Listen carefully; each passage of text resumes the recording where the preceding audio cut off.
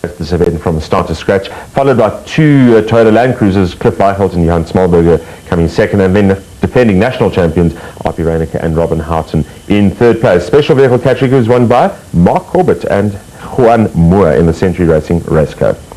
And we also continue with that motorsport coverage, and some sad news this time, because there was a rally accident a couple of weeks ago.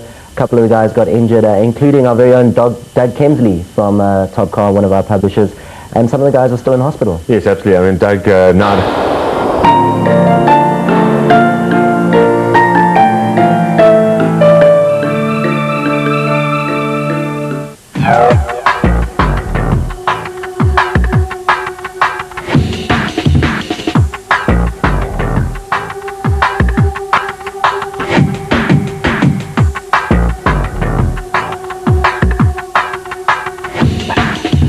Where most fear to tread, they do their racing.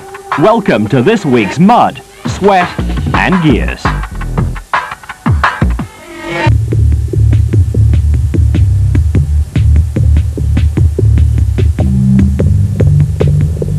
It was that time of year again when Botswana goes a little crazy with Toyota 1000 Desert Race Fever. One of the major events on the South African motorsport calendar, the Toyota 1000 Desert Race attracts competitors and spectators from South Africa and neighbouring territories. Only 1,000 k's to go. With long-standing support from Toyota, the event has become something of an institution.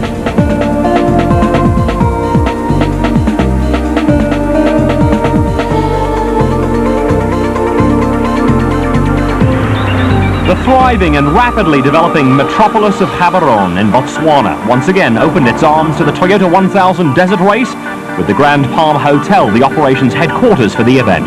The hotel and surrounds were a hive of activity, with organised chaos reigning as competitors went through documentation, scrutineering and other pre-race formalities.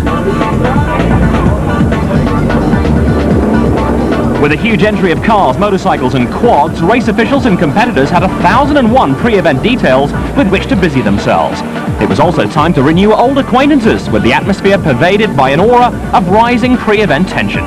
Sitting pretty at the top of the production vehicle championship after 3 rounds were former bikers Neil Woolrich and Kenny Scholthammer in the factory Mitsubishi Pajero.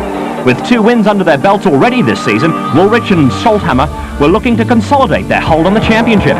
Although comfortably ahead of Hannes Grobber and Richard Leek from the Nissan camp, the two were already examining various tactical possibilities.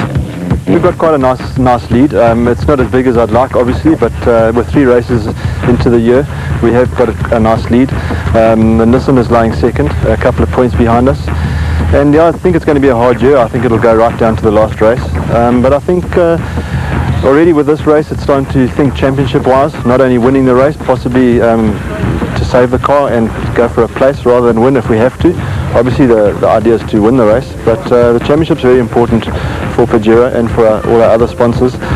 So yes, we're looking for the championship.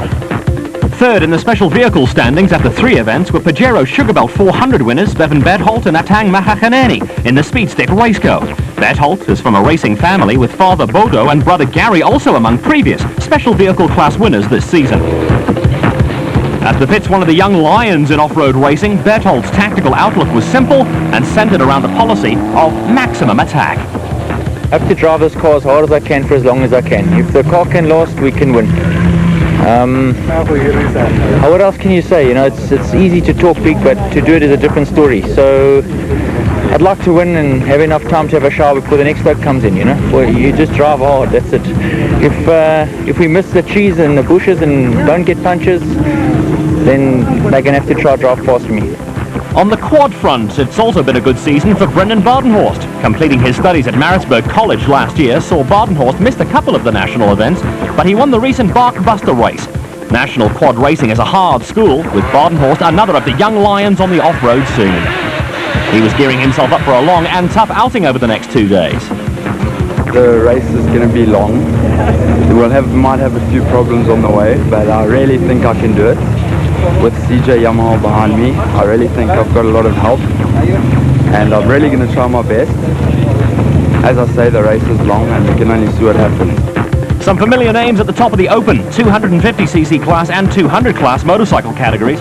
Barry Creel led the 200s, Elmer Simons the 250 category, ahead of Clayton Enslin, and that legend of his own lifetime, Alfie Cox, topped the open class. Cox was everyone's pre-race favourite, but there were other contenders like Darrell Curtis and 250 category leader Simons on the AGA LG Castrol KTM. I'd say being halfway into the year and that, you've got a couple of races to fall back on if this is a bad race, but it's not the way I'm looking at it. You know, I want to obviously go out for a win, but if I do come home and I get a second or a third, it's alright because I've still got other races coming up which I really like doing as well, so it's not too much pressure on me. A win would be nicer though, so just take it as it comes. Events like the Toyota 1000 Desert Race don't come together overnight. Months of planning and route surveying go into organising the event, with teams under veteran clerk of the course Peter Monsieur Wilson making regular sorties into Botswana. Well, in the first section, certainly with the Metsimetswaba River, we've had major changes. Where before we've done quite a few Ks in the river, we've only been able to cross it at various points. We also had to get earth-moving machinery in so that the competitors could go under the road. It's cost us a bit, but that's the way the race goes, and that's what organising is all about. Actually, there's a lot of fresh growth out there, so no, I don't think so. When we went through quite easily, and a lot of the growth came off when we went through. This time of the year as well, most of your acacias start to drop their leaves, so it's not really a problem. Day one of the Toyota 1000 Desert Race would take competitors from the start in Gaborone to the overnight halt. Ahead of the field lay 500 kilometres of rugged racing over a variety of terrain. In terms of impact, maybe economic, that it may have, of course, with the large numbers of people coming from across the borders, it means that there's going to be a lot of buying and selling, and that way is going to provide some economic benefits to Botswana. Stay tuned for all the mud, sweat and gears of the Toyota 1000 Desert Race. Things to do in life otherwise. 10:15. Welcome back to the mud, sweat and gears of the Toyota 1000 Desert Race. To no one's great surprise, the Toyota 1000 Desert Race produced another of those early morning starts which appear to be part of the off-road culture. While most sane people are still warmly wrapped up in bed, off-road competitors and officials are going through all the little pre-race checks and adjustments that are part and parcel of the sport. For more experienced crews, there are few surprises out on the route, and falling into this category was Api Reiniger, a multiple South African champion and a multiple winner of the Desert Race, who once again carried Toyota's hopes of an overall win on their own event. The first 100 Ks would be very difficult. We're going to take it very easy through these mountains and rocks and ditches and things, and the dust is also going to be a problem. So we will take it very carefully. As soon as we're out of the dust and out of the rocks, we'll get it going at full pace. Experience is also a major weapon for the father and son crew of Franz Czepek Sr. and Jr., who are looking for a fourth successive Toyota 1000 win in the special vehicle category. We've won it the last 3 years in a row, so there's a lot of pressure on us. We would love to make it a fourth, but I think everybody would like to win. But we're going to hold back in the beginning. We drew 9th position starting. That's the first special. So we're going to have to pass a lot of buckies and 4x4s, but it's going to be a good day. National off-road events have become increasingly popular with motorsport enthusiasts, and a feature of this year's Toyota 1000 was the huge crowds that gathered along the route. Despite the early beginning to proceedings, there was a huge turnout of spectators at the start, with the Mitsubishi Pajero of Neil Woolrich and Kenny Scholthammer the first car to be flagged away.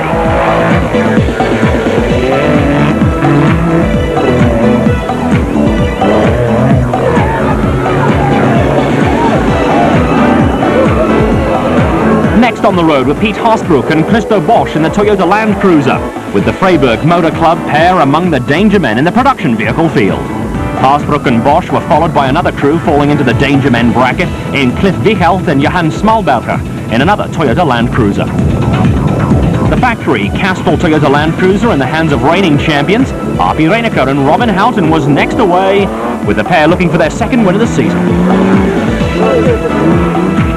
Out on the route, Neil Woolrich and Kenny Schulthammer had run into early problems. The pair were having trouble deciphering route markings and were meandering around the Botswana bush. It was an exercise that was costing them time, with the pair dropping down the pecking order. Something there. Keep left, yeah. Down, yeah. Woolrich and Schulthammer weren't the only ones with early hassles. The Haasbrook Bosch Toyota Land Cruiser had picked up a puncture, and that was also dropping them down the race order. It was a dramatic start to the Toyota 1000 Desert Race, and while Woolrich and Schulthammer battled to find their bearings, the Castrol Toyota crew of Api Reinecker and Robin Houghton took full advantage of the situation. The pair moved into the lead when they caught and overtook the Toyota Land Cruiser of Cliff Wiechelt and Johan Smalberger moments before reaching the river crossing. Wiechelt and Smalberger weren't taking any risks and had got off to a steady start.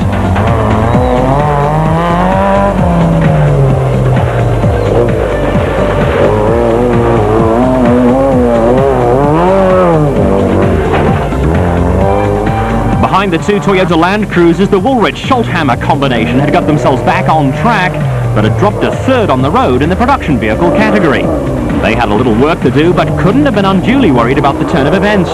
It was still early days on one of the toughest off-road races anywhere in the world, and there was ample time to repair the early damage.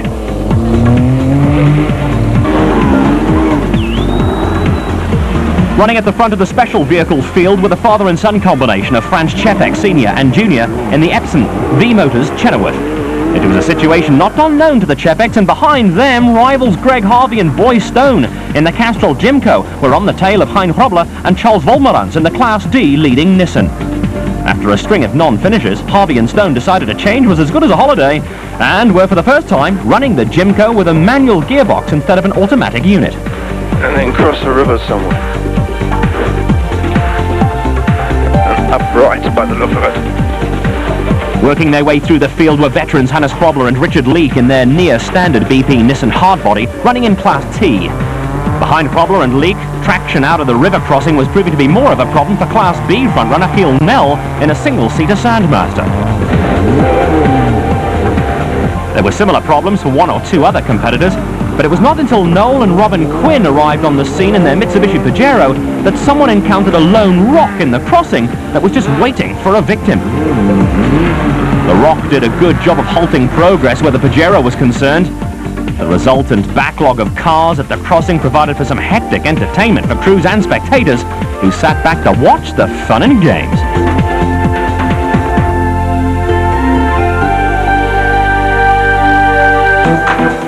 Further along the route, spectators packed the surrounding areas for another interesting river crossing. For the Berthold family, drama was about to strike. Bodo Berthold and son Gary were going along well in the N&E Glass Raceco, but a few minutes down the road, their race was to come to an abrupt halt. As fate would have it, Bevan Berthold and Atang Makakaneni in the Speedstick Raceco were right behind them and broke down at exactly the same spot. For the record, it was not a happy family reunion. A combination of sand, water and mud drew droves of spectators to the first Molepalole Bridge, with another change at the front of the production vehicle category. Back at the front of the field, but only just, were Neil Woolrich and Kenny Schulthammer in the works Mitsubishi Pajero. Right on the tail of the Pajero were Cliff Wiechelt and Johan Smalberger in the Toyota Land Cruiser, with the pair going along without any fuss or bother. The first of the special vehicle entrants at the bridge was the Castrol Queen's Motor Spares Jimco of Greg Harvey and Boy Stone, with the manual gearbox working a treat for the pair. The Eastern Cape crew were looking strong and hoping to put behind them the string of non-finishers that plagued them last year and in the early part of this season. Behind the Jimco, there was huge support for Api Reinecker and Robin Houghton in the Castrol Toyota Land Cruiser, with the pair having dropped off the pace a little.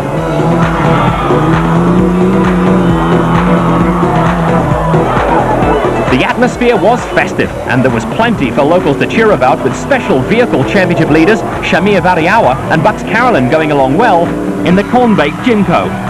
Behind them, Class D leaders Hein Hrobler and Charles Volmerans were being chased by Hannes Hrobler and Richard Leake.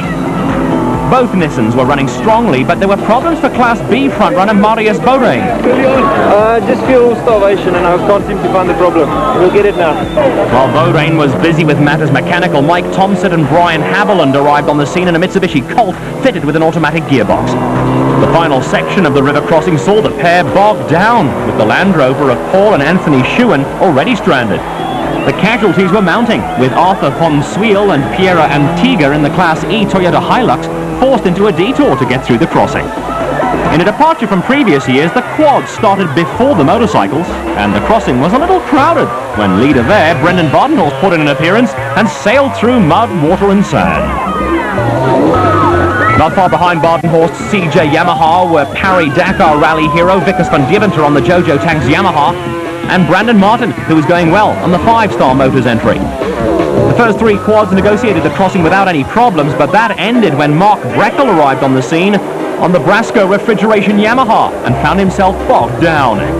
It was great entertainment for the crowd, and Breckel needed some outside assistance to get going again. Breckel was mobile once more, but other quad riders were finding the thick mud more than a handful. And among those who also needed a little assistance from willing helpers was Jacques Struwik, who was among the pre-race favourites in the quad category.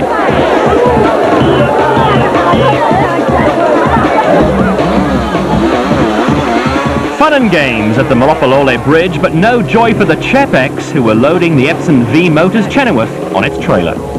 Short into the race, we eventually took the lead in the special vehicles category, only to find out that the power steering gave in. So when we stopped, we got to a reasonable spot. We had a look, and sand had got into the power steering reservoir, and you know, it'll cause so much damage if we have to carry on. We could possibly finish the race without power steering, but we got a power steering pump running straight off the transmission, and that would cause endless problems, and it would be very expensive, and so we thought we'd rather just throw in a towel. Setting the early pace in the motorcycle category was talented Free State rider Graham McLaughlin on the factory Honda. There was a little wake-up call for McLaughlin, with the bikers building up a head of steam on the quicker sections of the course. Chasing him was Daryl Curtis on the AGA LG Castrol KTM, with team manager Ralph Pitchford monitoring his progress. Going well and leading the 250 class was Jade Goodseat on a factory Honda, with highly experienced teammate Errol Dalton, who has plenty of experience, also up with the front runners in the open category. Running second in the 250 class was Rian van Niekerk on another of the AGA LG Castrol KTM entries, with the faster bikers now in among the slower quad racers. Also going well was veteran Jeremy Davies on another AGA LG Castrol KTM entry, who sailed past quad rider Jacques Struwik, who had stopped for a breather. Behind Davies, Elmer Simons lying third in the 250 class, and he had a little ground to make up. 200 class leader Barry Creel was going well on the Adventure Sport KTM, with a bit of a dice going on between Brett Porty and Jason Krauser, who got it all wrong and dug something of a hole for himself. Some nifty footwork prevented Krauser from going down with the ship, and he was anxious to get on his way again.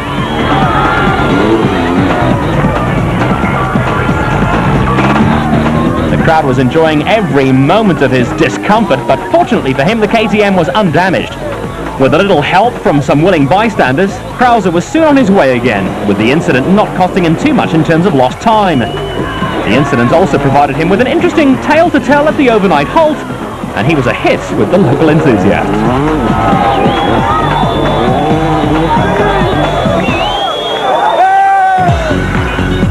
Back with the leaders in the production vehicle category, and Neil Woolrich and Kenny Schulthammer were flying along in the Mitsubishi Pajero.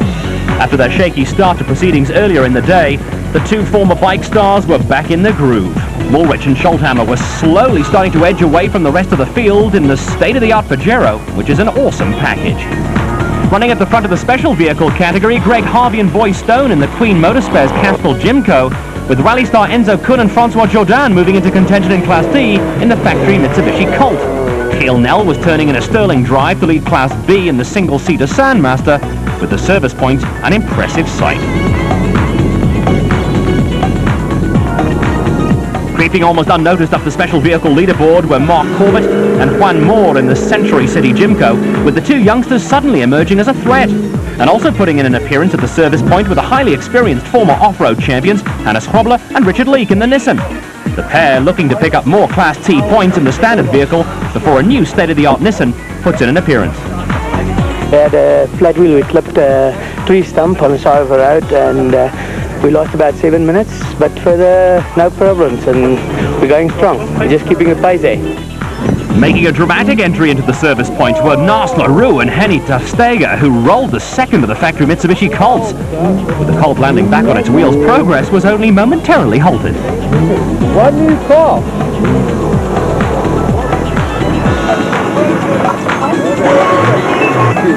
Damage to the car was limited to some bent bodywork and a little damaged pride from the driver. I saw the service van too late, and I was looking and I turned in and there was a little ditch there and I wasn't looking where I was going, so yeah, my mistake. More mud, sweat and gears from the Toyota 1000 Desert Race coming up. Brought to you in association with Vodacom. Welcome back to Mud, Sweat and Gears and the Toyota 1000 Desert Race. Still on a charge after the service halt were overall and production vehicle leaders Neil Woolwich and Kenny Scholthammer in the Mitsubishi Pajero. Consolidation was now the name of the game for the pair as they headed for the overnight halt at Molopolole. Also looking to consolidate were special vehicle leaders Greg Harvey and Boy Stone in the Queen Motorspares Castrol Jimco. The route took in some remote areas, but crowd support at isolated farms was enthusiastic, with locals entering into the spirit of the desert waste. With the overnight halt looming, Castrol Toyota Land Cruiser pair Oppie Reiniker and Robin Houghton were pushing hard, with the pair locked in battle with the Woolwich Scholthammer Pajero and the Land Cruiser of Cliff Wiechelt and Johan Smalberger. Also on a late charge with a spectacular Mark Corbett and Juan Moore, while down in the Class D, matters were hotting up. Pete Haasbroek and Christo Bosch were going well in the Toyota Land Cruiser, but were being chased by the father and son pairing of Schumi and Karel van Vuren in another Land Cruiser, and the slightly battered Mitsubishi Colt of Nars LaRue and Henny Terstegen. Right on their heels was Class B leader Giel Nel, who was still going like a train in the single-seater Sandmaster. While that battle raged, Jean-Pierre Joubert and Errol Hodgson were steaming along at the head of the Class E field. Out of the saddle and bombing along at high speed at the head of the quad field was Brendan Badenhorst on the CJ Yamaha. The quads also show a fair turn of speed on the quicker sections of a race route, and it takes huge dollops of skill and concentration to stay aboard a quad through Toyota desert race terrain. Badenhorst was locked in battle with Mark Breckel and had about a minute to spare over the Brasco refrigeration Yamaha. In third place in the quads was Paul Chomser on the Answer FMF Yamaha, who was around 4 minutes adrift of Breckel. A further 2 minutes off the pace was Jacques Struwig on another Answer FMF Yamaha, with the trademarked flag on the back of the quad still flying high. With pre-race favourite Alfie Cox out of the running after a crash, Darrell Curtis led the bike category overall. The AGA LG Castrol KTM rider was 6 minutes ahead of Errol Dalton on the factory Honda. Chasing after Dalton with around 3 minutes to make up was Rian van Niekerk on a second AGA LG Castrol KTM. Van Niekerk was out of the saddle on quicker sections and pushing for all his worth in an effort to cut into the deficit and close in on Dalton at the overnight halt.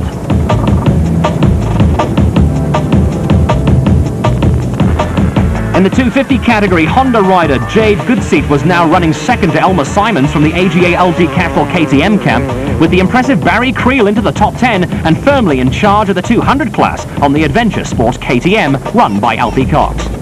The Escort rider has this season had a huge impact on the off-road and enduro scene and has proved to be virtually unbeatable in the 200 class. Creel was comfortably ahead of the second-placed man in the 200 class, with the gap between him and Wayne Farmer a healthy 4 minutes. At the overnight halt, maintenance work was being carried out on the Woolwich Scholthammer Mitsubishi Pajero, with the overall and production vehicle leaders happy with their day's work. We battled a bit this morning with the marking. I don't think any fault with the marking, but we were a bit mixed up with the green of the no-goes, and we lost a bit of time, and the two Toyotas got past us. But once we got to the riverbed, we caught up to them, got past them again, and we haven't seen anybody all day. We had a fantastic run. It was also a good day for special vehicle leaders Greg Harvey and Boy Stone, who had some tactical decisions to mull over before the start of day 2. Well, tomorrow we're just going to go out there and try and ride and try and conserve the car and at the same time, you know, work out. Obviously there'll be a batch of guys chasing us, so we can't go too slowly, but we don't want to go over the top and break the car in the last sector of the race. Overall results at the overnight halt with some interesting situations brewing in both the production and special vehicle categories.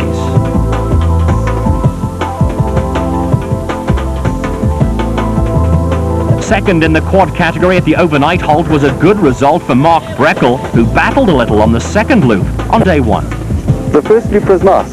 It was relaxing. The second loop was just terrible. It was rutty, it was soft sand, and it took it out of my body. Hopefully tomorrow I'll be more relaxed. Quad category leader Brendan Badenhorst and Mark Breckel had comfortable cushions at the overnight halt, and those doing the chasing had some work ahead of them on day 2. After the first refuel, I got just behind the quad, and I never saw a hole in the road and hit the hole, and not a big crash. And as I fell down, I felt my collarbone. I don't think it's broken, but there's something scratching inside, and there's just no ways I could carry on for the rest of the race. With Alfie Cox reduced to the role of spectator, Daryl Curtis had taken full control of the motorcycle category. With a healthy overnight lead, the AGL LG Castle KTM rider was relaxed and confident. I'm very comfortable on the bike we chose to ride today. Normally I'm on the 300 in the Nationals, and we decided to run with a 380 motor, which has got quite a lot more power, and we were a little bit worried about the gearing, but we seem to have got it perfect because you know, it pulls, it gets to 5th gear quickly, and it stays there, and it's very quick. I think today everything was perfect. Daryl Curtis led the 500 class from Errol Dalton, with Elmer Simons and Jade Goodsey top of the 250 class leaderboard. Out in front of the 200 class, Barry Creel had a 4-minute lead on Wayne Farmer. And that wraps up day 1 coverage of the Toyota 1000 Desert Race.